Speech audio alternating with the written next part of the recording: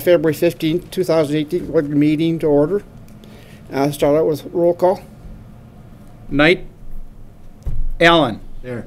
Gensick. Here. Bontrager. Here. Pavilio. Walkley. Here. Alt. Here. Nichols. Here. And next one is approval agenda. Got a motion or any comments or? I move that we approve it. Got a second? A second. Is this down here?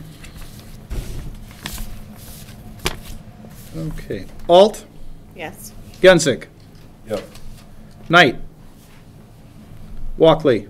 Yes. Allen. Yeah. Bontrager. Yes. Nichols. Yes. Okay, the next thing on the agenda is approval of minutes. Any comments or corrections or? Then a motion to accept or whatever. Motion to accept. Got a second? Second. Okay. Allen. Yeah. Bontrager. Yeah. Alt. Yes. Gensick. Yep. Walkley. Yes. Knight. Nichols. Yes.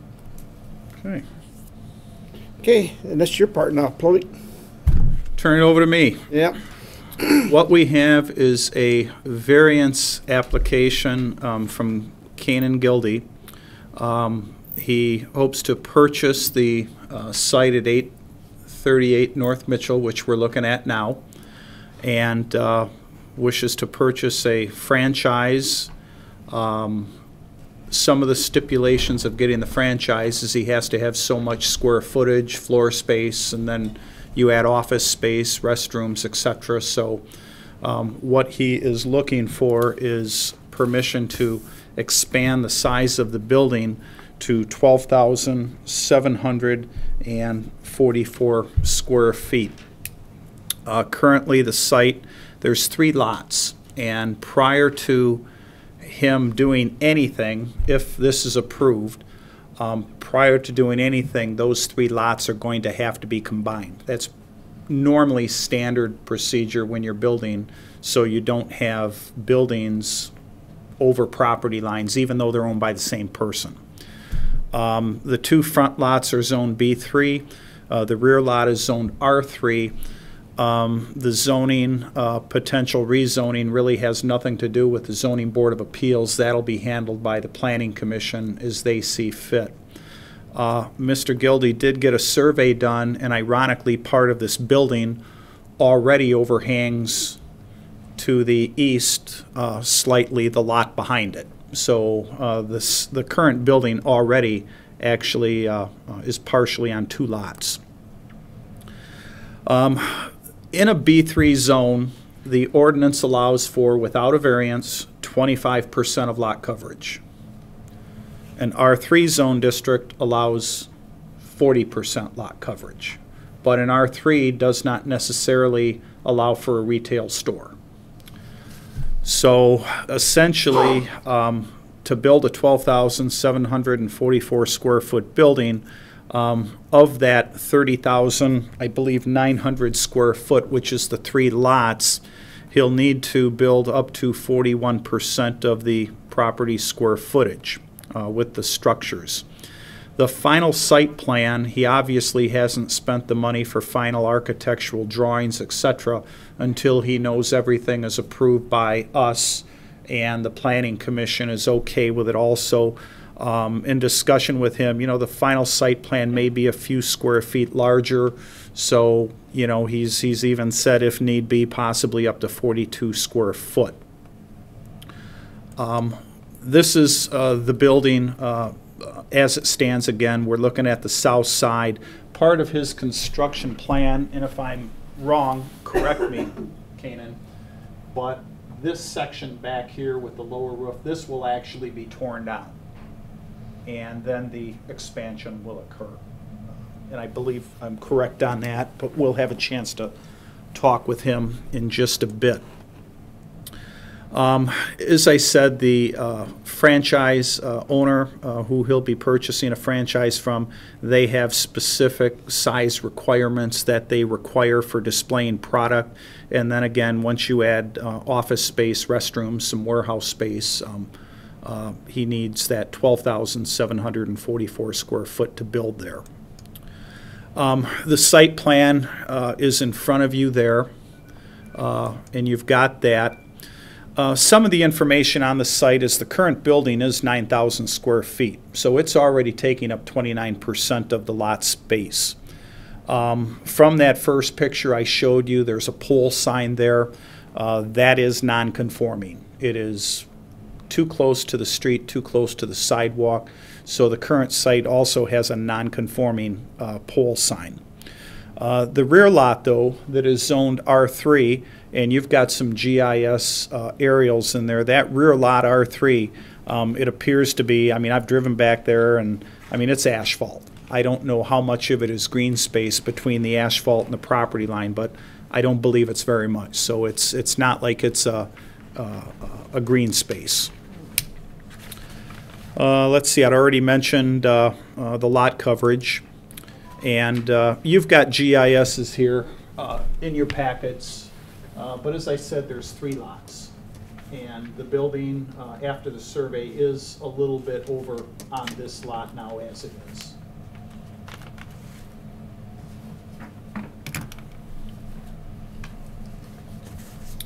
Some information on some of the neighboring properties. The party store that is directly to the south here, if you look at your GIS, that actually covers 80% of the lot that it's on. They have no parking. And they actually rent space from the owners of the big Save-A-Lot parking area. They actually have to rent space to park for customer parking. Along with that, where am I at here? Oops. Along with that, the Save-A-Lot site and the General Dollar, where that and the General Dollar building is at, it's a tough one to calculate because the lots are odd shaped, but it appears it actually takes up 30 to 35% of that total property. It's a large building, and you know, you go in there, you go by there, and you know, there's obviously plenty of parking space. They don't have a shortage of parking space, but they do take up more than 25%. Going a little farther south, just across River Street, the building next to Speedway where GT Vapor, the comic book store, that building takes up 40% of that site, as does the Wexford Jeweler building across the street. So you've got quite a few businesses in that area that do exceed the 25%. And as we all know, the interesting thing about the Save-A-Lot site is the Clam River runs right underneath the whole darn thing, which is somewhat interesting. Along with that Save-A-Lot site, just so you know, back in 1967, I went to the Register of Deeds. This went before the Planning Commission for rezoning and so forth. So, you know, there's already been some rezoning here already, and again, that's for the Planning Commission, not for the Zoning Board of Appeals. But so there's been some changes and flexibility in that area previously. I want to get into some of the standards. Section 4669B2, the Zoning Board of Appeals may authorize a variance from the strict application of the provisions of the zoning ordinance where by reason of exceptional narrowness, shallowness, shape, or area, and this is what we're dealing with, the area of a specific piece of property at the time of enactment. Let's see. Or by reason of exceptional conditions of such property, the strict application of the regulations enacted would result in peculiar or exceptional practical difficulty or exceptional undue hardship upon the owner. The finding, and the finding is quite frankly, you know, it's my opinion, the size of this parcel being 30,900 square foot, that is more or less the practical difficulty of staying within the 25%. When we did calculate the parking needed, the number of spaces needed, I believe in your packet, input, it's 18 spaces, based on the size, etc. His drawing, you basically got 30 parking spaces. So even with the 12,744 square foot building, there is adequate space for parking. There's adequate area for snow removal, for traffic flow, if by chance people want to drive behind the building. There's 28 feet here. So there is 28 feet. Years ago, there was a alley through here that was vacated. And when I went to the Register of Deeds, I wanted that information. There are no restrictions on that vacating as to building on it. Because a lot of those, you'll have restrictions that you can't build on it. There are no restrictions, and I imagine that's because there are no utilities running through that vacated alley. And that was a 12-foot alley. It was a narrow alley. And it's, of course, covered with building and concrete all the way through to Save-A-Lot and et cetera.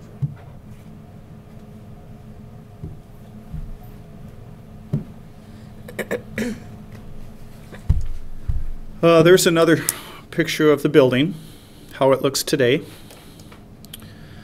The other review standards we look at are in section 4669.4, and these are the 5 standards that are listed in the Michigan Zoning Enabling Act that we have to look at.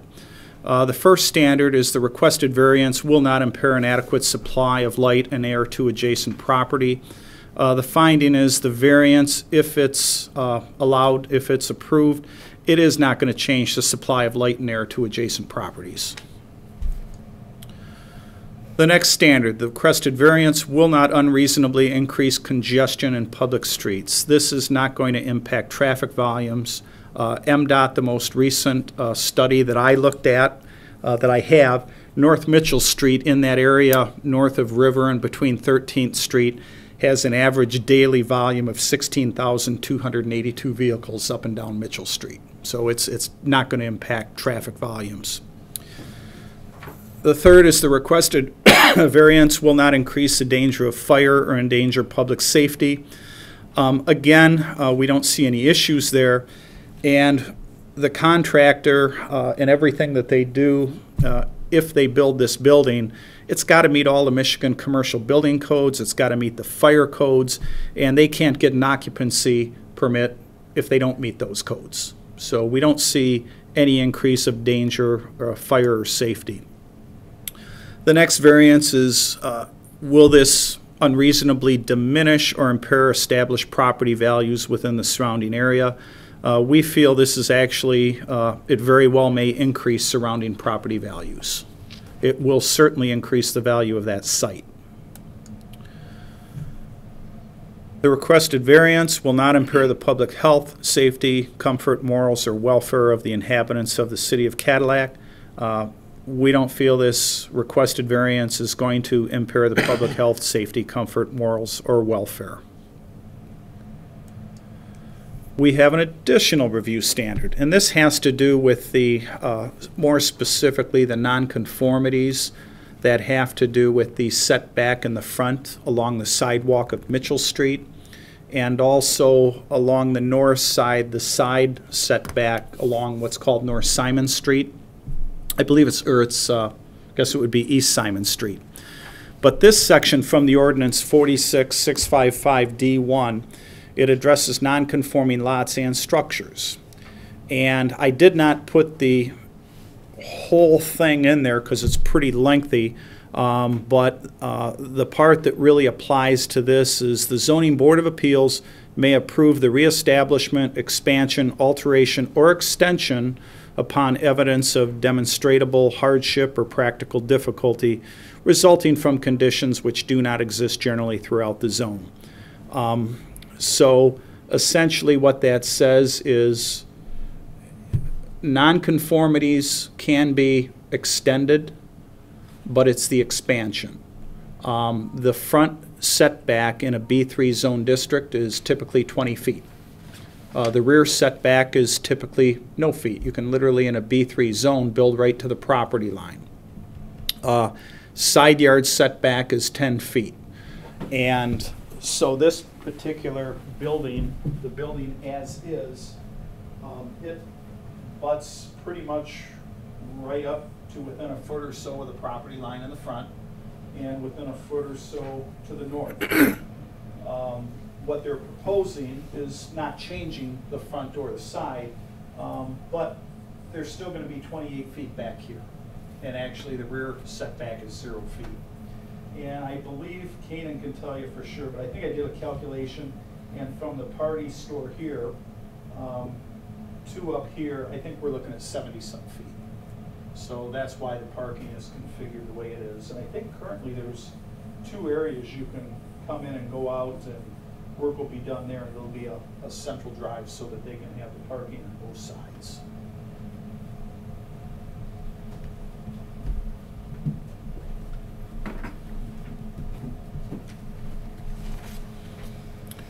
Let's see, staff find the current building at 9,000 square feet already takes up 29% of the square footage of the 3 lots. For this site to be used as proposed, a hardware store, the applicant has to expand the floor space and the building to acquire the franchise. The front and side yard setbacks are non-conforming. The applicant does not plan to expand the setback non-conformities. The proposed site plan extends the nonconformity, and that is allowed, that's actually allowed a staff approval type thing. That doesn't even need to come before us here. This is a picture of the north side of the building along, I believe it's called East Simon Street. Public notification, we did put a notice in the newspaper and also sent notices to surrounding property owners. They were provided not less than 15 days prior to the hearing date. The public notice in the paper is why Chris is here, because he called me and said, what's going on? And I said, well, come to the meeting. And Chris is with the newspaper. The manager of the party store contacted me on behalf of the owner. And when they realized what was going on, they said, boy, we think it's a great idea. And that neighbor, they certainly are in favor of it. The Downtown Development Authority, at one of their recent meetings, they, as a group, passed a motion of support for this project, and they drafted a letter of support, which I included in your packets. That particular site is actually within the Downtown Development District, the authority. It's the most northern property within the DDA district.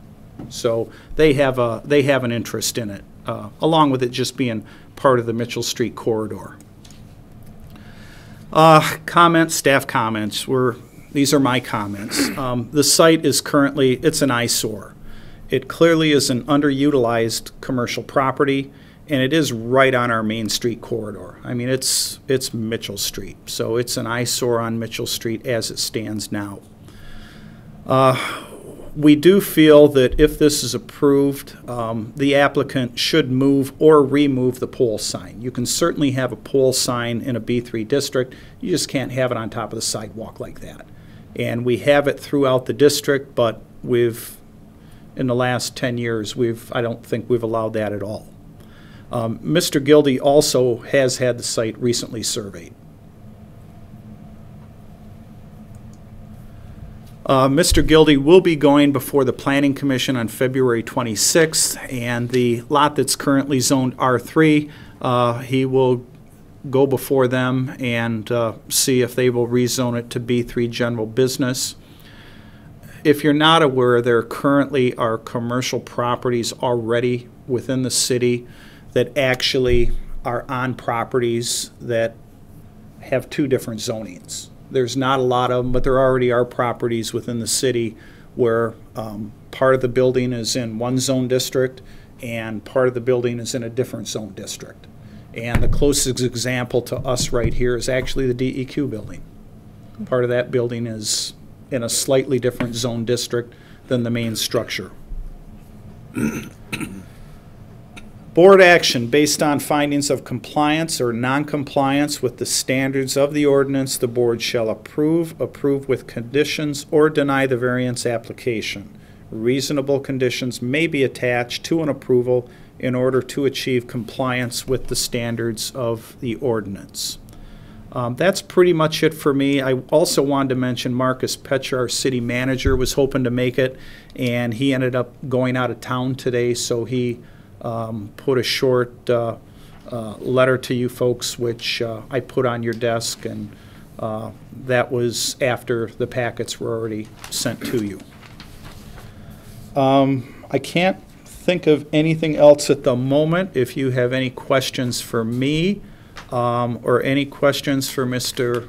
Gildy, there are no members of the public here. The public notices were sent, and we just, you know, particularly the area to the east, I was curious if there would be any comments or anything from, you know, the residential neighbors, and some of those homes are rental homes that are down that dead-end street just to the north, and none of them, they got their letters, none of them responded. In fact, they've all gotten 2 letters now, because they got a public notice for the Zoning Board of Appeals, and they've also gotten a public notice for the Planning Commission meeting on the 26th, and other than the ownership of the party store, we really haven't heard from any of the neighbors. Do you have any questions for me or Kanan?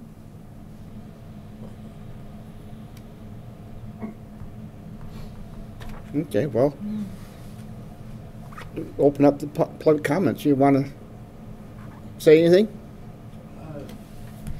We just, I think Mike's pretty well covered everything, part of their plans and requests.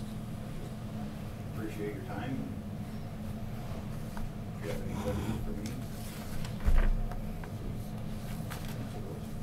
I think it might be worth noting that you did talk to the neighbor adjacent. I did. Kanan, if you would stand up and You just guys- give your name. I'll write it down, but Kanan Gildy. Yes, I did speak with the neighbor to the east, adjoining neighbor, and had some conversation with her. She gave me the impression that it was a positive change for that neighborhood. And we have conversation going on about some of the trees there and some fencing and things that goals that she had that I'd help participate with. So also talked to the property owner or landlord a block north, and he supported the project, thought that was a good thing for the neighborhood. So Would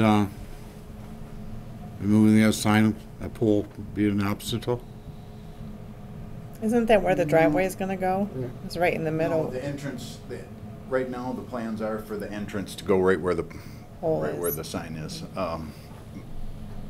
My experience driving along that stretch, the sign on the pole and a sign on the building would be kind of redundant just because of the angle and things. So I think we're just going to move it onto the building and have our entrance there where the pole is. That's the current plan. So, no, I don't see an issue there. What about snow removal? Snow removal, we have space. Enough room in the back to stack it, or? Yes, the plan is, currently, the current snow removal people are bringing it to the east side of the property. And we would continue with something similar. This year wouldn't be a problem, but You're still gonna have 28 foot there, right? yeah. Correct.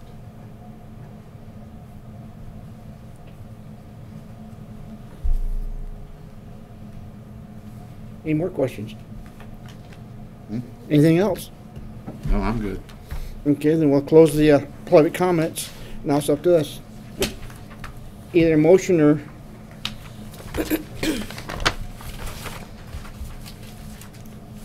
I mean, I think it's a good thing. It's get rid of an ugly building. Oh, yeah.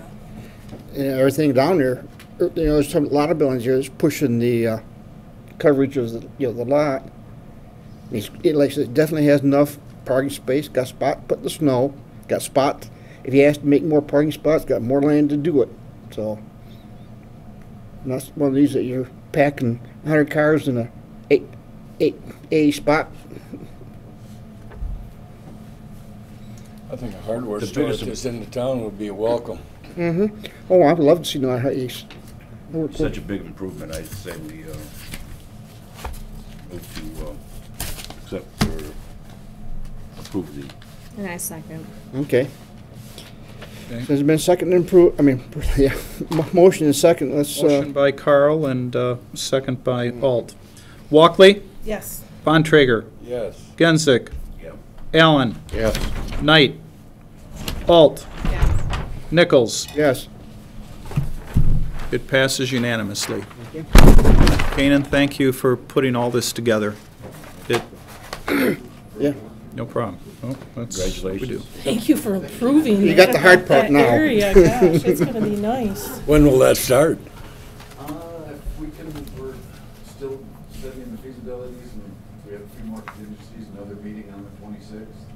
If everything goes really well, we're hoping Ken Marshall will be the hoping to start April. Wonderful. Nice. We're ready to go. Good. Good. Open We're the excited fall, for you. Hopefully this summer. This summer. Depends on Construction. how motivated I can get Ken Office workers. He's out skiing right now, so I don't know. You know, it's good seeing Northeast hardware, but it could have been any hardware, but I'm glad to see Ace. Yeah. I was affiliated with the other one for a lot of years. It was sad to see the one go when it did. Yeah. So it's nice Well, that it's coming there's- back. There's stories behind that.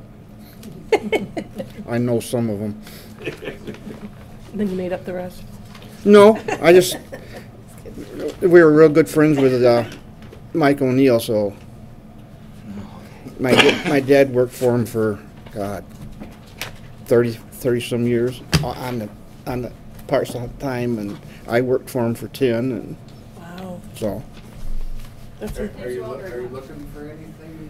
Well, Any more to do? I'll talk to you about the service side of your lawnmowers and stuff. You sure? Yeah. I mean, here. I was gonna say. I'll do some business right now. Hopefully close before we trade business. Okay. Yeah, I know. Thanks for coming. Okay, next thing is, and Melissa has been election of officials. We're all set? Keep them the way they are. Make a motion to keep you as the chair. Yes, I second that Okay. motion. Well, that's decided, Well, we need a vice too now. Sherry is Vice, I'll accept that. Okay. Okay. They call for a secretary. We've never really had Had one one. because no Isn't one can that you? remember if we had one, but I'm the one that does the minutes, so I think I don't think there's any issue with. Add it to your resume then. Pardon? Add it to your resume. You do a good job. Exactly. I agree. you So, go. okay, so, Renee, you made the motion. Second, somebody? Second. Okay, got a bunch of them. Boy, that was quick. Everybody wants to second that one. Okay, a quick vote. Bontrager, Yeah. Knight, Alt, Yes. Allen, Yes. Walkley, Yes. Genzick, Yes. Nichols. I guess yes. Okay, It sounded like a railroad job to me, but Yeah, but it worked out well. You know, once you As long as accept it it, works. you're gonna have it for years and years and years. I and know years. I've been railroad every year. We're good at a few things. Oh, well, I enjoy it. Okay, I guess no other thing. It's done for the night. done.